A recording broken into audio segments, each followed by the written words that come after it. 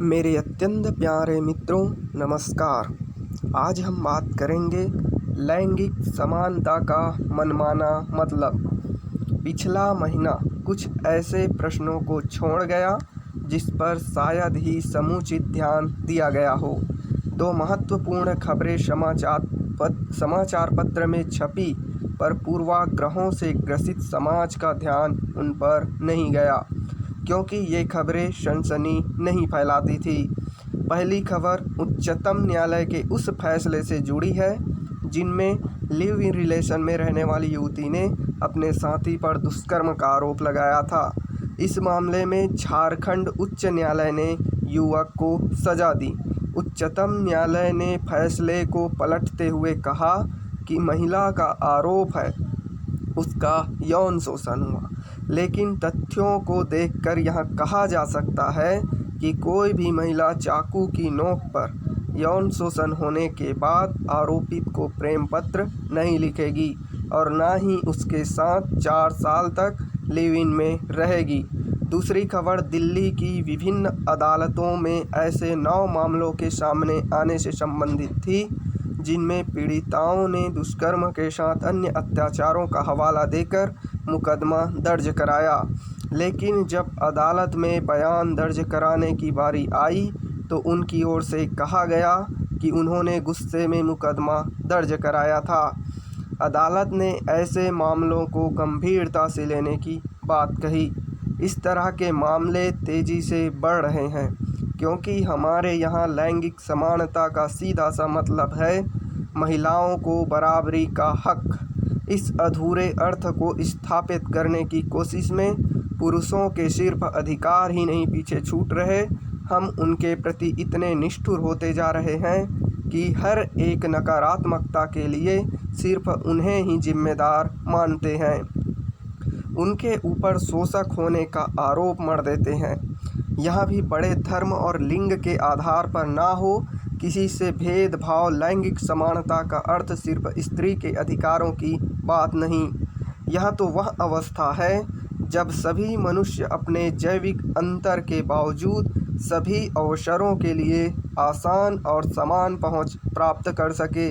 हमारा संविधान भी इसी विचार भूमि पर खड़ा है कि जाति, धर्म और लिंग के आधार पर किसी से भेदभाव ना हो, पर क्या स्वयं हमारी वैधानिक व्यवस्था पुरुषों से भेद करती नहीं दिखाई देती? दिसंबर 2012 में हुए निर्भया कांड के बाद सरकार ने दुष्कर्म की परिभाषा में बदलाव किया। पुलिस के लिए इसके हर मामले को दर्ज करना अनिवार्य बनाया गया। साल 2013 में दिल्ली में दुष्कर्म के 1636 मामले, जबकि 2012 में 706 मामले दर्ज कराए गए थे। आधिकारिक आंकड़ों के मुताबिक दिल्ली में दुष्कर्म के मामलों में सज़ा की दर 2012 में 49% थी, जो 2013 में घटकर 27% हो गई।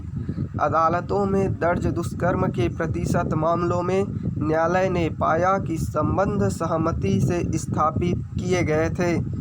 ऐसे अधिकांश मामलों में महिला के माता पिता ने शिकायत दर्ज कराई। कई मामले ऐसे होते हैं कि पुरुष मित्रता या सगाई के बाद शादी के वादे से मुकर गए तो उनके विरुद्ध दुष्कर्म के मामले दर्ज हो गए। यदि आपसी रजामंदी से संबंध बनाए जाए और रिश्ता किसी कारण से टूट जाए तो क्या वह दुष्कर्म का आधार मान लिया जाना चाहिए? इस संबंध में इसी साल मई में ओडिशा उच्च न्यायालय ने एक महत्वपूर्ण टिप्पणी करते हुए कहा था कि शादी का वादा कर शारीरिक संबंध बनाना दुष्कर्म के समान नहीं है। बीते कुछ वर्षों में ऐसे मामलों की बाढ़ आ गई जहां महिलाएं अपनी मांगें पूरी न होने या गुस्सा होने पर दुष्कर्म का मामला दर्ज करा रही है। 2016 में करीब 40% मामले अदालत में ऐसे आए जिनमें महिलाएं वास्तविक पीड़िता नहीं थी, बल्कि बदला लेने की मानसिकता के चलते उन्होंने दुष्कर्म के झूठे आरोप लगाए।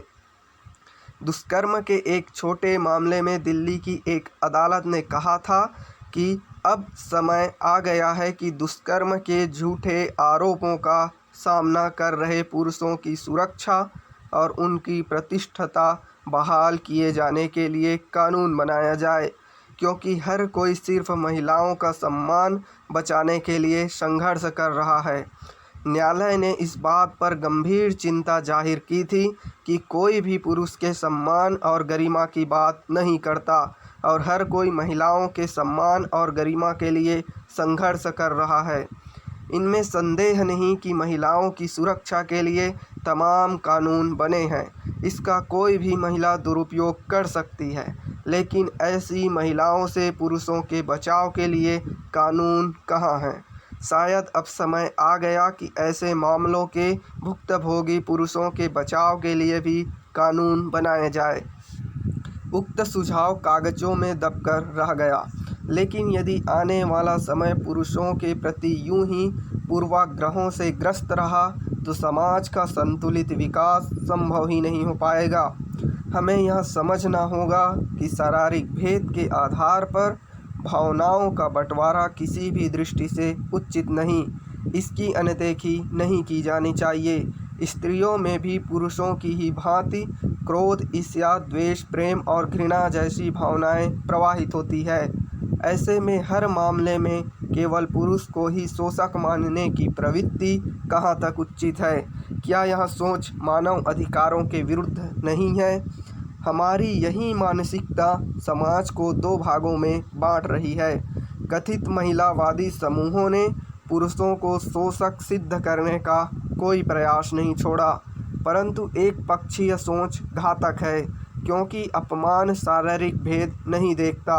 इनमें तनिक संदेह नहीं कि पुरुषात्मक व्यवस्था में महिलाएं स्वयं को बचाने के लिए कठोर संघर्ष कर रही है और दुष्कर्म के मामले थम नहीं रहे, परंतु इसका तात्पर्य यह नहीं कि एक के हित की बात दूसरे के हित का शोषण करने वाली साबित हो।